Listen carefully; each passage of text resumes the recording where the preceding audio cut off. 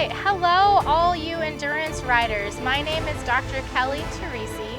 I am a transplant to Auburn, California. I've been here for about 13 years now, and I've been blessed enough to be one of the ride veterinarians for Tevis for the past 5 years or so. And I just love seeing you guys out all on the trail. And I love to see you finish and get there in a safe, wonderful manner. That is my job as a control veterinarian, a control judge, to make sure that at each stop you are safe and your horse is healthy and you can keep going. But today, this is an exciting day. I'm going to talk about the top 10 ways to sail through your vet check.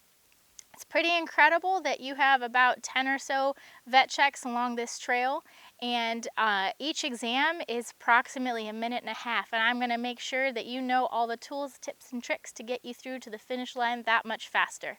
So let's start with number one. Number one is critical. Number one is your vet card. Have your vet card ready and handy to hand to the secretary. We veterinarians don't have pens on us. We've got our stethoscopes, and we're going to look at your horse. So if you hand that to that secretary, you're already one step ahead. Secondly, make sure it's unfolded and dry. When the cards are wet, it's really hard to write on them, and it slows us down. We have to get you a new card, or it takes time to unfold. So when you're waiting in line to get to the veterinarian, make sure you have your vet card handy, it's dry and unfolded to hand to the secretary. But here's the most important thing. Please, please, please, don't pull it from your undergarment soaked in all sorts of fluids. That slows us down too. So make sure it's easily accessible in a nice plastic baggie and you can get to it. Sometimes things happen. It might flow off into the wind in some canyon somewhere, but that's okay. We can always get you another one. But if you come prepared, we can get you down the trail sooner. Now that you have your horse ready to trot out in a straight line there and back, the key is a straight line. So I need you to have your horse trot out in a straight line. If you pick a marker at the end of the line where you're going, whether it be a rock, a person, a cone, pick that as your marker point. And secondly, when you turn around, find your veterinarian who's been judging you. Use them as your marker and trot straight to them. That'll give us a really nice line to see how your horse is doing. Number 4, don't trot in front of your horse, meaning don't run in front of your horse.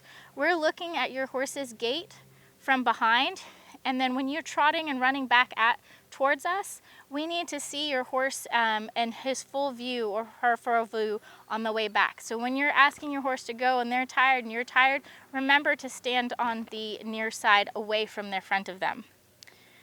Number 5, everybody, food is really important for horses and riders, but please do not feed your horse in the vetting area. There's lots of areas for mash, for hay, all that sort of thing. Make sure your horse is fed and doing well prior to coming to the vet box area. The reason why that's important is many different reasons. One, chewing hay will actually increase your heart rate. It's not helping your horse's heart rate. 2, they have food and all the things in their mouth, and it's slowing us from evaluating the color of your horse. 3, they're usually snarfling on you and the secretary and the veterinarian looking for more food. So again, it slows us down from getting an accurate description of how your horse is doing. Number 6, going along with feeding.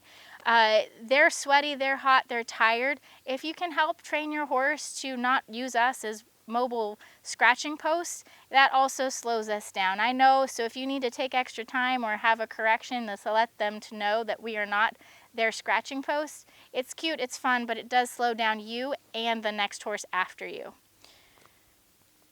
Number 7, practice teaching your horse to let us look at their gums. Some horses are really intolerant, especially as the ride progresses, because they don't like the electrolytes. But if you have a different tip or trick, or maybe checking on you give your electrolytes on the right side and not on the left side, or vice versa, so we know where the best place is and the horse knows that they're not going to get something unpleasant happening during that exam. It is very important for us to understand the hydration status of your horse, and enough to make sure that your horse is healthy for the rest of the ride. Number 8, be proactive.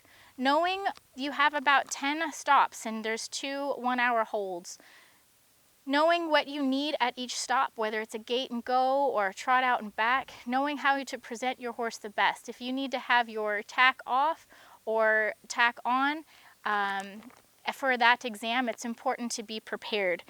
Also, make sure that if you need to feed your horse longer, to give him more time to recover from that before you present in the vet box. If you're so quick to just get into the vet check and through the vet check, you might be asked to represent because your horse might need more time to eat and drink. And lastly, the last top tip to get through your vet check, please be polite. If the unfortunate event you must be pulled from the ride, know that we want the best for you and for your horse. So we want to make sure that you have many wonderful, happy rides together. So we're all courteous. We want you to get there, and if unfortunately it doesn't happen, know that we care about you and your horse. Thank you so much for hearing about the top 10 ways to get through your vet check, and have a great ride on the trail. Thank you.